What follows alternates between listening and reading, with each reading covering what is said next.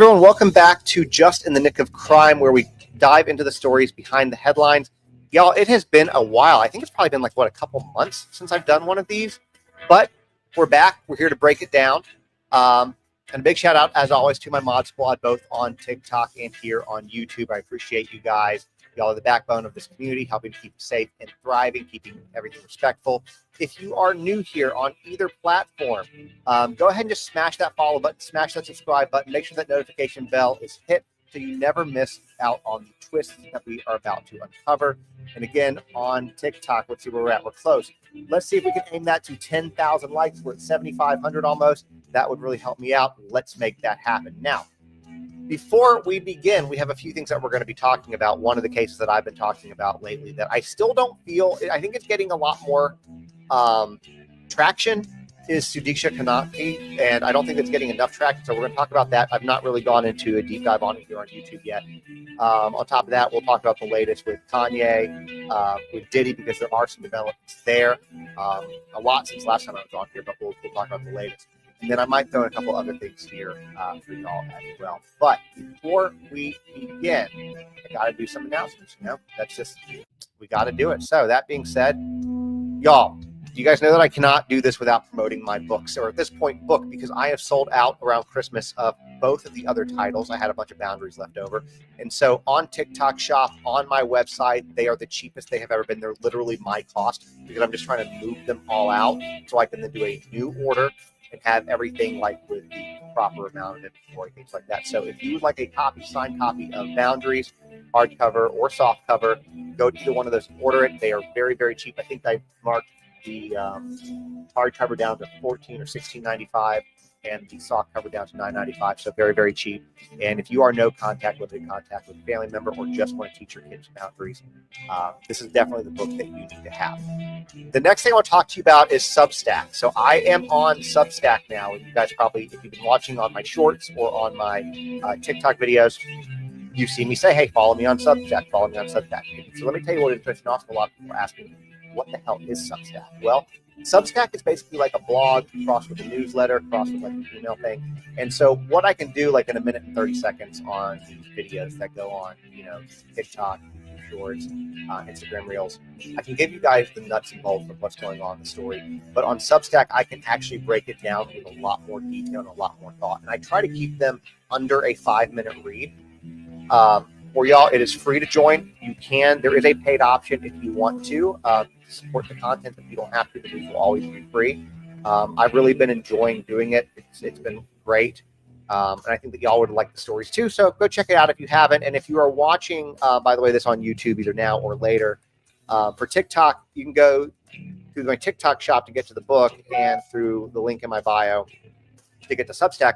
And if you're watching here on YouTube, it's going to be in the show notes, the links for both of those things. But definitely follow me there, loving Substack. The next thing I want to tell you about, because we talked about this. Now, YouTube guys, it has been a while since people are saying they're hearing my audio patchy. Is that better? Let me know if that's patchy or if that's better. I don't know if that's better. I didn't even realize there was music playing, guys. Sorry about that. That was kind of going off on the thing. I had music playing here. Hear better now? Real quick. I'm sure it's probably fine. All right, cool. So this is something that we had going on prior to me taking a break from Just the Nick of Crime. And you guys had heard me talking about this project that I had coming up. Well, the first episode is out. It's been out for a little while. To give you a little background. For those who are on TikTok, you can't see what I'm showing on YouTube, but I'm talking about the new podcast that I'm doing with my friend and partner, Hollywood producer Dan Catullo. And basically it's called Real, REEL Victims, because what we do is we make Hollywood accountable. So in this particular episode, the first episode that we did, we worked with the family of Gabby Petito, had them watch the Lifetime movie that was made about them without their permission, and basically talk about the film, what's fact, what's fiction. And there's a lot of details about that case that most people didn't know prior, and even don't know after the recent Netflix documentary that came out. And it's really a good listen. We have more bigger cases coming up. We wanted to get that episode dropped now while that Netflix episode was out. But go check it out. And again, the link to that is in the show notes as well. So go check that out. That's been a thing. Now, that being said, let's talk about this case. Sudiksha Konanki. All right. She went missing. I think it was on March 6th. She was basically in Dominican Republic, staying at a resort. She and five of her friends went out partying, drinking, whatever. A recent video just surfaced, which I don't have a copy of that. I mean, I've seen the video, but I'm not putting it up here. Of her and Josh Reeby, the guy who was the last person to see her alive, at a bar drinking, vomiting because they were overly inebriated. Around 4:15, they're caught on surveillance camera heading toward the beach. And then several hours later, Josh comes back, and Sudiksha is nowhere to be found. Now, I'll show you Josh real quick here on this. So that is Josh Reeby, student from Iowa at St. Cloud University, and basically, this whole situation is very bizarre. So Josh has given different accounts. Let me get my notes here pulled up for this. Josh has given different accounts as to her last moments. We've actually had a few different accounts. The first one was that, hold on, let me see if I can find it. One version, he claimed that they were both pulled into the water, but he managed to bring her back to the shore before she disappeared. In another, he claimed that he fell asleep on the beach and woke up to find her missing. To another one, she last saw her in knee-deep water. He passed out and started throwing up. And then he had saved her, brought her to shore, and there was another one too that was a little bit different. I forget exactly what that is, but regardless, Josh has not been arrested as a suspect, and we'll get into the opinions of this on here in a minute. But I want to give you all the facts. Josh is a person of interest. He is being detained. The reports were calling it in custody, and there is a difference between being detained and being in custody. But he is being detained or in custody, depending on which article you read, at his hotel at the resort in the Dominican Republic. He's not allowed to leave without police. He can leave the hotel, but he has to have police have to go with him. He was forced to surrender his passport, although he did make a demand today that he needs to go home and demanded that he go home because he has not been named as a suspect. But authorities are very concerned with his conflicting reports. And we're going to circle back to that in a second. But basically, that's what's going on with him. And apparently, the two of them were kissing. They were in the water, whatever, and they had just met. And that's the situation. Now, people who know him say that he is a great kid. I've compared this to Natalie Holloway 2.0, and I still stand by that. But this is a little bit different in the ways. Number one is I don't feel like this guy is a serial killer, like I feel like Uran Vandersloot is. If you don't believe, like, you guys can drop that in the comments. On the show notes are here on TikTok. But basically, like, Jorn Vandersloot, I am convinced the person who killed Natalie Holloway is a serial killer. He's lived in different countries. We know that he's killed at least 2 people. He seemed very comfortable doing it. No remorse. I think that he's a serial killer. I don't think that's the case with this guy. I don't know what happened. And I don't have enough information to venture a guess, but the options are basically, she drowned or something happened to her, whether it was by his hand or by somebody else's hand, meaning that she could have been kidnapped, put into trafficking. Joran had the home field advantage because he lived in Aruba at the time. Whereas this guy, he's visiting from Iowa. He's another spring breaker. He doesn't have the contacts. And I'm not saying that he did or didn't do it. I don't know. You guys know as much as I do. But we know that she's still missing, and there's been no signs of anything. Her clothes were, like, her sarong and her flip-flops were found on the beach. Her friend had their phone that night, and I'm going to just speculate why they might have had their phone, because people have said, why did her friends leave her? Why did they have her phone? Well, my guess, and this is a guess, and I could be wrong, and I'll say that, just speculation, that maybe they had, like, her parents had Life 360 on her or something, and they were tracking her, and she wanted them to think that they were back at the hotel. At the same time, though, like, this is a 20-year-old, a girl, but 20-year-old woman. She can make her own decisions, even if they aren't good ones. And if she's like, hey, I got this, I want to hook up with this guy, then that's her prerogative, and you can't stop that. I don't know if I would necessarily blame the friends. Now, the one thing that I will say that I think the friends could have done better, and again, this is not me victim blaming, victim shaming, but what I think they could have done a little bit better is, you see on the latest footage that came out, both of them, like, heavily throwing up. And maybe if you're that intoxicated, your friend, you maybe should go to your friend and be like, look, I know you're your own person, whatever, but you're really, really drunk. Maybe you shouldn't do this right now. You're maybe not making the best decisions. And, for all we know, because again, they were both, I don't know how much they drank. They were both throwing up a lot. For all we know, they were drugged. We don't know that either. So there's a lot of unknowns, and I want to give this guy the benefit of the doubt as much as I can. But I mean, at the end of the day, he was the last one to see her alive. He's had conflicting stories. Again, you could possibly attribute that to being almost blackout drunk, but um, time will tell on this. But they're convinced that he's innocent. Um, you have hundreds of law enforcement officers where she's originally from. She goes to in Pittsburgh, but where she's originally from in Virginia, they've sent people down there. The FBI's down there searching, and there has been no clues as to what's happened to her. Now, before we got on, somebody was talking about it and saying, I think that she drowned. I think that she, could have been eaten by a shark. And those are all plausible theories. They really are. There were actually red flags that night for the waters, for the surf, because it was just, not safe to go in, and they went in anyways. However, the water there is very, very crystal clear. And apparently forensic experts and oceanographers weighed in and said a couple things. They said, number one, it would be nearly impossible for her to have drowned in that and not already shown back up.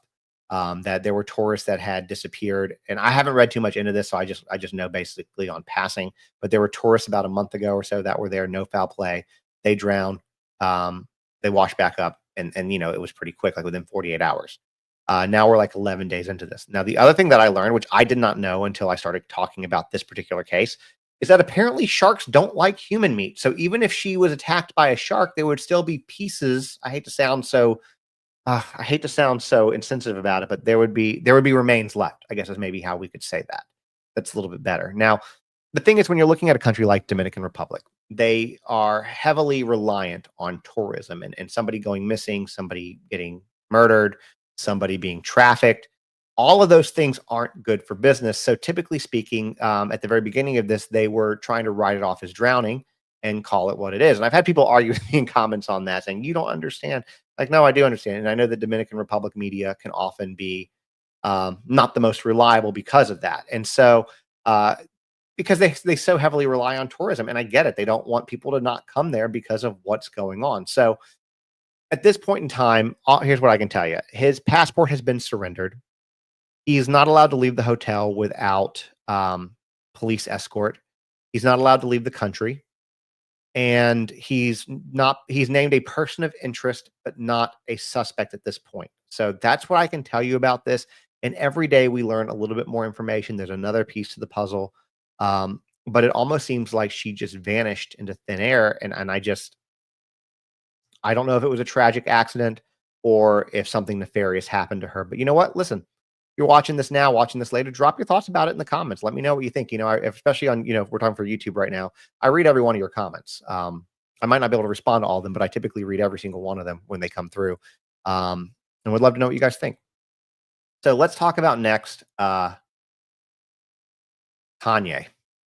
This was not originally on my thing, but I made a video about it and I want to talk about it. Kanye,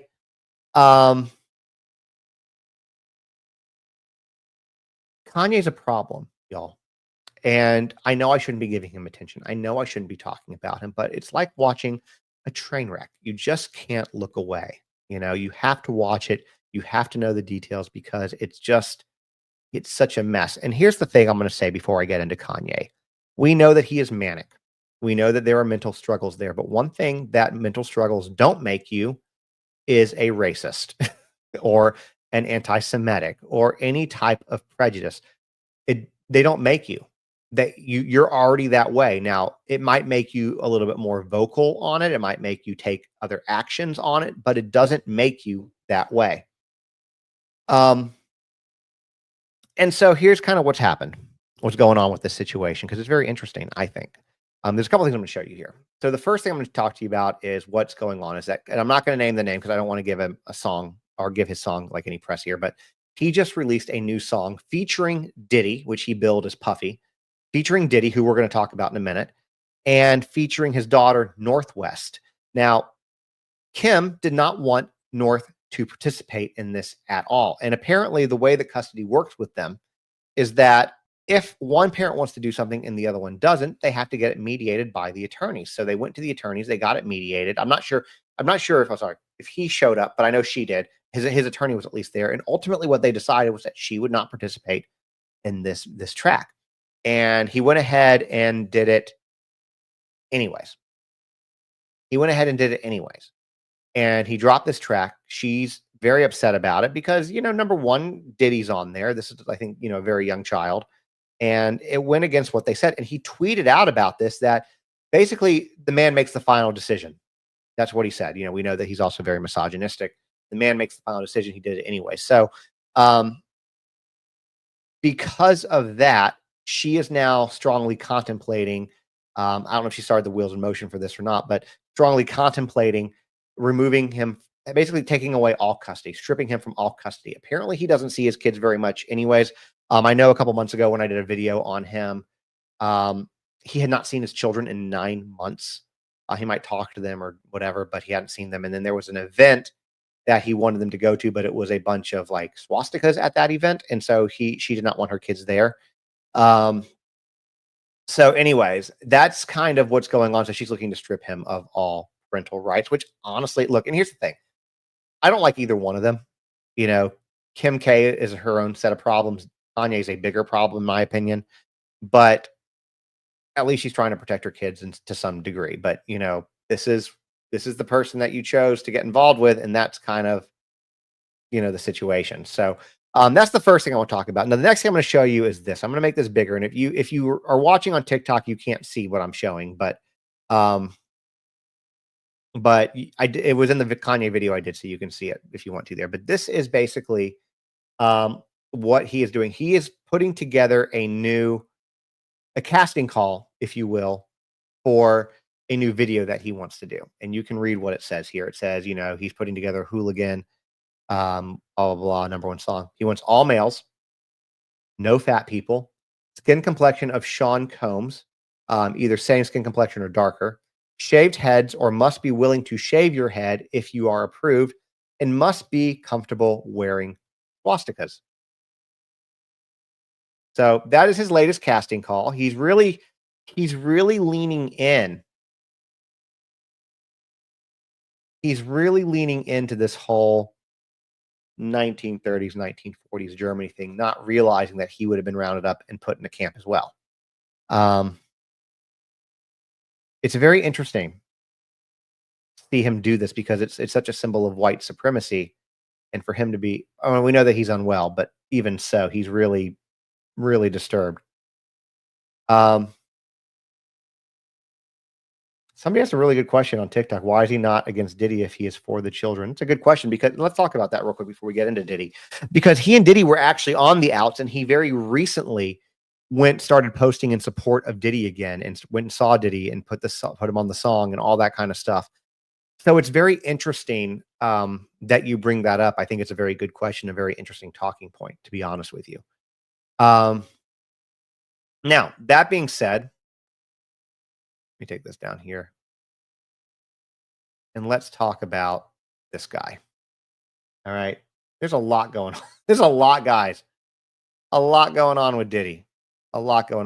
So I talked about this in a video in shorts, and I'm pretty sure I posted that short on YouTube as well. And by the way, a lot of these stories that I'm talking about here today are also broken down more in detail with different sections, like with Sudiksha, for example. There are multiple ones as we get more information on the Substack. So again, consider following there.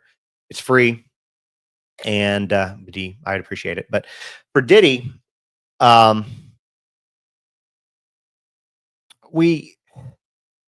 there's just so much, y'all. Okay. So there was a lawsuit filed by Ashley Parham back in October, and she recently amended it to add other people. And let me scroll down to the details of the charge. Basically, the new charges include, where is it? I'm trying to find it. Well, basically what they did is they added a bunch of people. She added a bunch of people to it.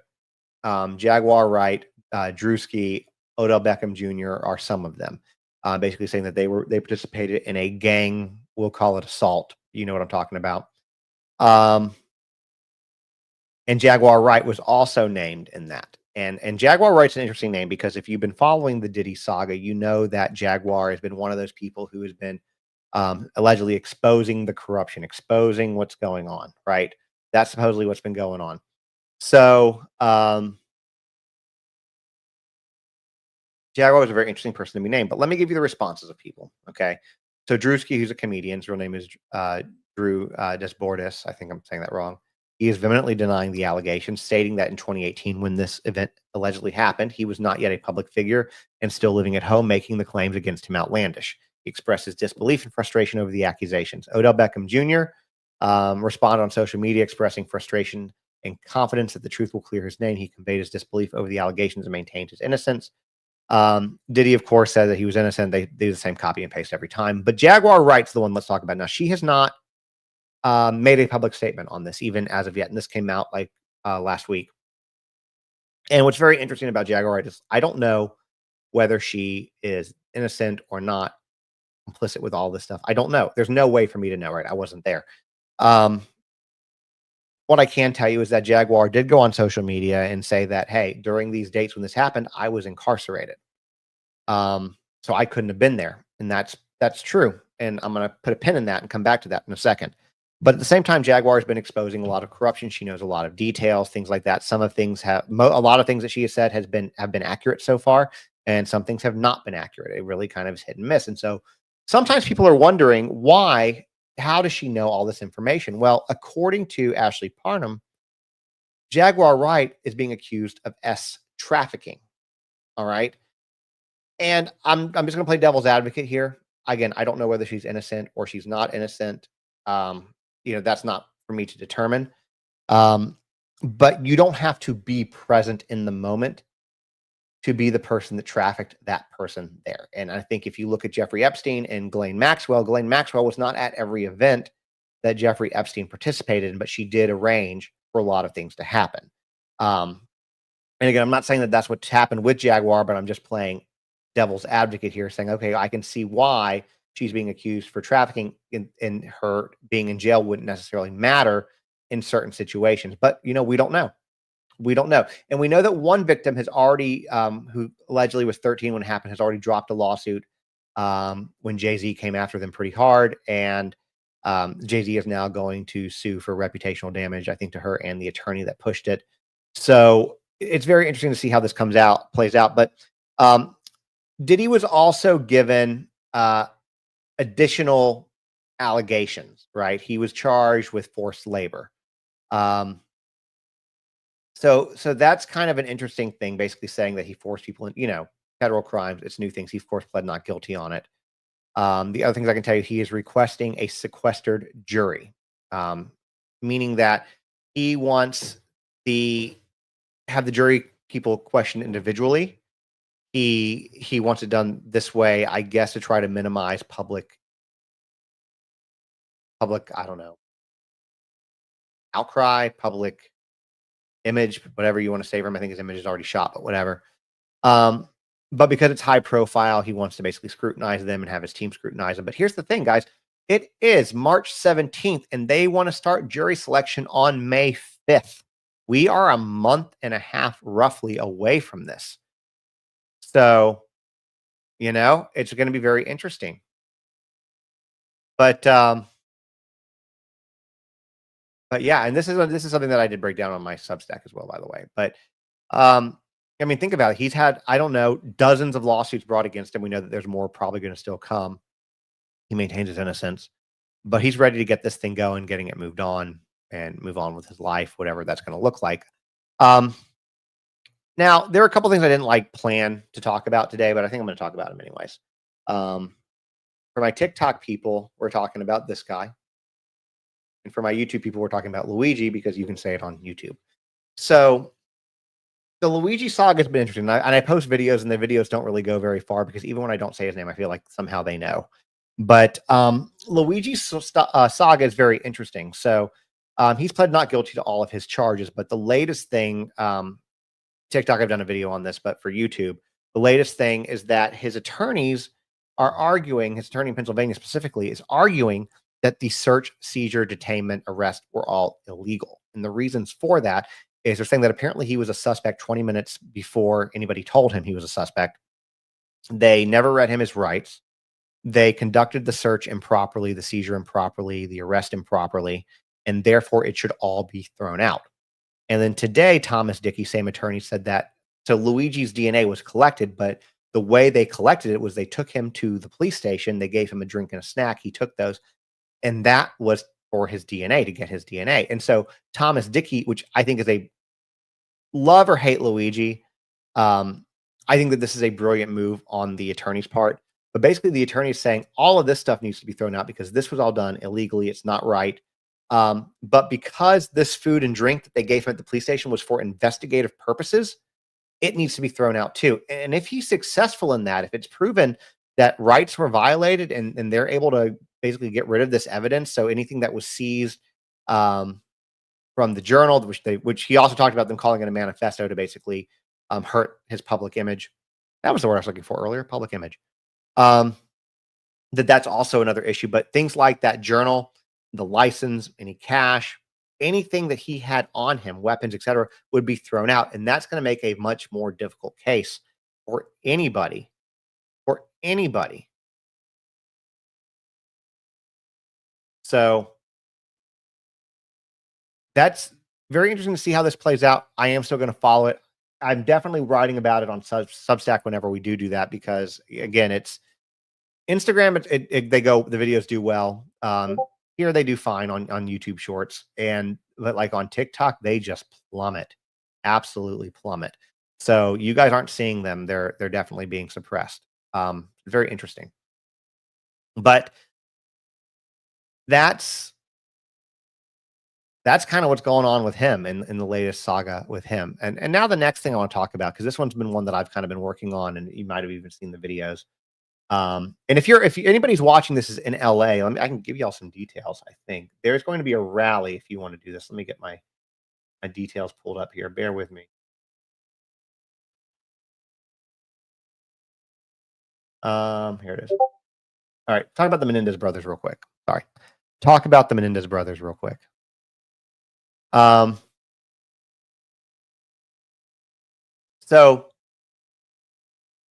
the Menendez brothers have been in the news lately for potential release, and the previous DA had recommended them for release. And then the new DA came in and said, no, I don't think ultimately, no, I don't think they should be released.